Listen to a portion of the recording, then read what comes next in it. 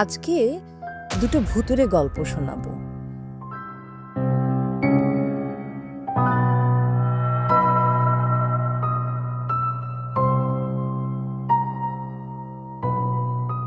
আমি নিজে এই গল্প দুটো সরাসরি শুনেছি।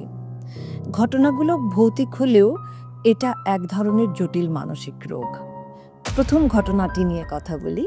প্যান্ডেমিকের শেষের দিকে দীর্ঘদিন বন্ধ থাকার পরে যখন শিক্ষা প্রতিষ্ঠানগুলো চালু হলো, তখন একটি আবাসিক শিক্ষা প্রতিষ্ঠান থেকে আমার কাছে একজন শিক্ষার্থীকে পাঠানো হলো। কিশোরটি যখন আমার কাছে এলেন, তাকে দেখে একটু অসুস্থ মনে হচ্ছিল না।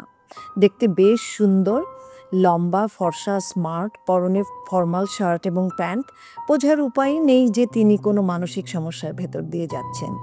তার কাছে থেকে প্রথমে তার সমস্যার কথাগুলো শুনলাম।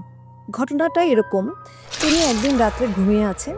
হঠাৎ করেই ঘুমের মধ্যে তার মনে হলো তার কপালে টপ টপ করে কি যেন পড়ছে। তিনি চোখ মেলে দেখেন উপর থেকে তার কপালে রক্তের ফোঁটা পড়ছে। এরপর থেকে ভুতুড়ে সব ঘটনা শুরু হলো। তার ঘরের আসবাবপত্র কেউ বা উল্টাপাল্টা করে ফেলে দিয়ে যাচ্ছে, বিছানার চাদরে রক্তমাখা হাত দিয়ে আঁচড়ে যাচ্ছে। একদিন এক ঘটনা ঘটতে থাকলো। তরুণটি খুব চমৎকার করে গুছিয়ে তার কথাগুলো সারলেন। তারপর নিজেই আমাকে প্রশ্ন করলেন, আমাকে কি আপনার স্কিজোফ্রেনিক মনে হচ্ছে? আমি তার দিকে তাকিয়ে আছি, কিছু বলছি না। সত্যিই তো তাকে একটু অসুস্থ লাগছে না। তখন তিনি বললেন, তাহলে আপনার প্রশ্নের জবাবটা আমিই দেই। আমার ঘটনাগুলো আমার রুমমেটরাও দেখেছে। শুধু আমার রুমমেটই না, একজন শিক্ষক জানার পর আমাদের রুম ভিজিট করতে এসেছিলেন। তিনি রক্তমাখা চাদর দেখেছেন। সেই চাদর ল্যাব টেস্টে পাঠানো হয়েছে। এদিকে দুজন নাইট গার্ডও দেখেছেন। রাত্রিবেলা কে যেন এসে তাদের পা টেনে ধরে কোথাও একটা নিয়ে যেতে চায়। বিশাল শিক্ষা প্রতিষ্ঠান, বাহিরে কেউ বিশেষ অনুমতি ছাড়া প্রবেশ করতে পারে না। রাতের বেলা প্রতিষ্ঠানটি বেশ ভুতুড়েই, কারণ ছোট ছোট টিলা আর অসংখ্য গাছপালা প্রতিষ্ঠানটিকে আড়াল করে রেখেছে। বলা চলে সেখানকার শিক্ষার্থীরা বিচ্ছিন্নই থাকেন। এদিকে সেই আবাসিক প্রতিষ্ঠানের ভেতরে চাপা উত্তেজনা। শিক্ষকরা কোনোভাবেই চাইছেন না যে এই ঘটনা প্রতিষ্ঠানের ভেতরে বা বাহিরে প্রকাশিত হোক। তাতে শিক্ষার্থীরা প্যানিকড হয়ে পড়বে। কিছু কিছু শিক্ষক আতঙ্কিত। আমি খুব গোপনে তাদের ক্লাস নেই, তাদেরকে সচেতন করার জন্য। বিশ্ববিদ্যালয়ে পড়ুয়া দুজন যুবক আসলেন আমার কাছে। একজন তার সমস্যার কথা বলতে এসেছেন, কিন্তু সাথে আর এক বন্ধুকে এনেছেন। তার ধারণা আমি তার কথা বিশ্বাস করব না।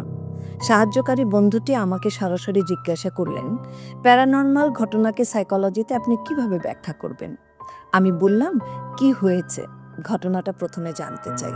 বন্ধুটি বললেন, আমার বন্ধু একাই আসতে চেয়েছিল, কিন্তু আপনি তার ঘটনাটা বিশ্বাস করবেন না বলে আমি এসেছি এর সত্যতা সম্পর্কে বলতে। এবার সাহায্যকারী বন্ধুটি শুরু করলেন, আমরা কয়েকজন ঘনিষ্ঠ বন্ধু একই সঙ্গে থাকি। পাশের বন্ধুকে দেখিয়ে বললেন, ও আমাদের মধ্যে থাকতে থাকতে ওকে কেউ একজন অদ্ভুত কিছু খাবার দিয়ে যায়, যেখানে ওইসব খাবার থাকা একেবারেই সম্ভব না। সেই সব খাবার ওকে দিয়ে যায় এবং ও খেতে থাকে। এরপর বন্ধুকে দেখিয়ে বললেন, বিভিন্ন সময় সে বিভিন্ন রকম খাবারের নাম বলে। আমরা প্রতিবার চেক করে দেখি যে যেসব খাবারের কথা বলছে আর ও যা খাচ্ছে এসব এক নয়, কিন্তু আমরা এটা নিশ্চিত যে কেউ ওকে খাবার দেয় যাকে আমরা দেখতে পাই না। এবার আসল ঘটনায় আসি। দেখুন, একবার আমরা তাবলিগে গিয়েছিলাম। সেখানে একটা অদ্ভুত ঘটনা ঘটে। রাতে ও গোসল করে ছাদে কাপড় মেলে দিয়ে এলো। সেদিন সারা রাত খুব বৃষ্টি ছিল। ভোরেও দেখি তখনও গুড়ি গুড়ি বৃষ্টি পড়ছে, চারিদিকে ভেজা, কোথাও একটুও শুকনা কিছু নেই। হঠাৎ করে ওর বেলা 9টার সময় মনে হলো ছাদে ওর কাপড় মেলে দেওয়া আছে। সেটা মনে হতেই ও দৌড়ে গেল ছাদে কাপড় তুলতে। তখন নাকি ছাদে একটা মেয়ে ওকে কিছুক্ষণের জন্য জড়িয়ে ধরেছিল। ওখানে কিন্তু কোনো মেয়ে থাকার প্রশ্নই আসে না। তারপর ও যখন কাপড় তুলতে গেল, তখন হাত দিয়ে দেখে কাপড়গুলো শুকিয়ে মচমচে এবং বেশ গরম। আপনি হয়তো ভাবছেন ও হ্যালুসিনেট করেছে, কিন্তু আমাদের কাপড়গুলো এনে দেখালো। আমরাও হাত দিয়ে দেখলাম কাপড়গুলো সত্যি খুব শুকনো এবং গরম, অথচ কাপড় শুকানোর এক চিলতে শুকনো জায়গা কোথাও ছিল না, সব জায়গা ভেজা। কারণ আমরা পরে বের হয়ে সব জায়গা চেক করেছি। ও একবার বেহুশের মতো হয়ে গেল এবং মরা মানুষের মতো শক্ত হয়ে রইল। তারপর হঠাৎ যখন ওর একটু সেন্স ফিরল, তখন আমাকে এমন একটা কথা বলল যে কথাটা আমি ছাড়া আর কারোরই জানার কথা না। কথাটা খুবই ব্যক্তিগত, আমার ব্যক্তিগত কথা, অথচ ও বলে দিল। এই যে খুব ব্যক্তিগত তথ্যটি একদম নির্ভুল ও সঠিকভাবে বলল, এবার আপনি এটাকে কিভাবে ব্যাখ্যা করবেন? আপনারা সবসময় সাইকোলজিতে বলেন সবকিছুই অসুখ। এটা যদি অসুখই হবে, ও তাহলে আমার এই গোপন কথা কিভাবে বলতে পারল?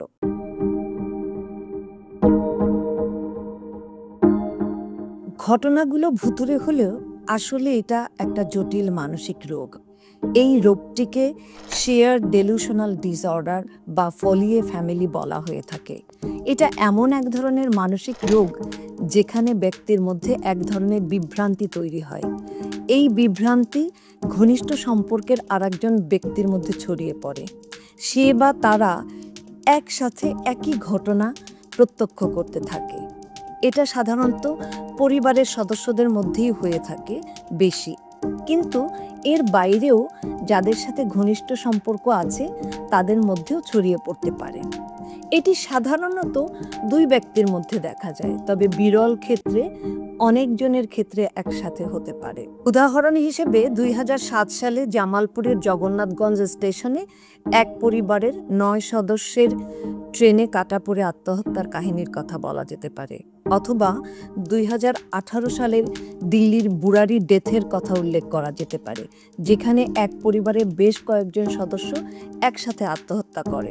এছাড়াও 2008 সালে সুইডেনের উর্সুলা এরিকসন রাস্তায় বের হয়ে ট্রাকের নিচে চাপা পড়ার চেষ্টা করেন। তিনি কোনো রকমে বেঁচে যান। একটু পরে তার যমজ বোন সাবরিনা এরিকসনও একইভাবে হাইওয়েতে বের হয়ে ট্রাকের সাথে ধাক্কা খাওয়ার চেষ্টা করেন। ভাগ্যক্রমে তিনিও বেঁচে যান। পুলিশ তাদের উদ্ধার করে হাসপাতালে নিয়ে যায়। সাইকোলজিস্টরা তাদের ফলিয়ে ফ্যামিলি রোগের শিকার বলে চিহ্নিত করেন। এই রোগ থেকে প্রতিকারের দুটো উপায় আছে। তাৎক্ষণিকভাবে যার মধ্যে প্রথম লক্ষণ দেখা যায় তাকে অন্যদের থেকে আলাদা রাখা, অথবা আক্রান্ত ব্যক্তির থেকে অন্যদেরকে আলাদা রাখলে ভালো ফলাফল পাওয়া যেতে পারে। 2, মনোচিকিৎসকের শরণাপন্ন হওয়া। প্রয়োজনীয় ওষুধ সেবনের মাধ্যমে এই রোগ থেকে সম্পূর্ণ মুক্তি পাওয়া সম্ভব। আজকের এই ভিডিওর মাধ্যমে একটি বিশেষ বার্তা দিতে চাই। মানুষের যখন কোনো উপায় থাকে না, তখন সুস্থ হবার জন্য যে কোনো কিছুর সাহায্য নিয়ে থাকেন। তাদের উদ্দেশ্য থাকে একটাই, সেটা হলো রোগ থেকে আরোগ্য লাভ করা। মানসিক অসুস্থতার ক্ষেত্রে অজ্ঞতার কারণে যেই ঘটনাটি ঘটে তা হলো বেশিরভাগ ক্ষেত্রে মানুষ মনে করে এ ধরনের অসুস্থতা বোধহয় জিন ভূতের আছর থেকে হয়ে থাকে, কারণ স্বাভাবিক অবস্থায় মানুষের এরকম করার কথা নয়। তাই ভূত তাড়াতে মানুষ ওঝার কাছে যায়, কালো জাদু দূর করতে ধর্মীয় লাইনে চিকিৎসা করেন। এতে অন্যায়ের কিছু নেই বা ভুল কিছু নেই। আসল উদ্দেশ্য হলো তো রোগ থেকে মুক্তি পাওয়া। যদি ধর্মীয় চিকিৎসা করে আরোগ্য লাভ করে তাতে কোনো অসুবিধা হবার কথা নয়। তবে বেশিরভাগ ক্ষেত্রে লক্ষ্য করা যায় যে জটিল মানসিক অসুস্থতায় আক্রান্ত ব্যক্তিটি ধর্মীয় চিকিৎসায় বেশিরভাগ ক্ষেত্রেই পুরোপুরি আরোগ্য লাভ করেন না। জটিল মানসিক অসুস্থতার ক্ষেত্রে তাই ধর্মীয় চিকিৎসার পাশাপাশি আধুনিক বিজ্ঞানসম্মত চিকিৎসা গ্রহণ করাটা অত্যন্ত জরুরি। এই বিষয়ে অবহেলা না করার অনুরোধ রইল। ধন্যবাদ।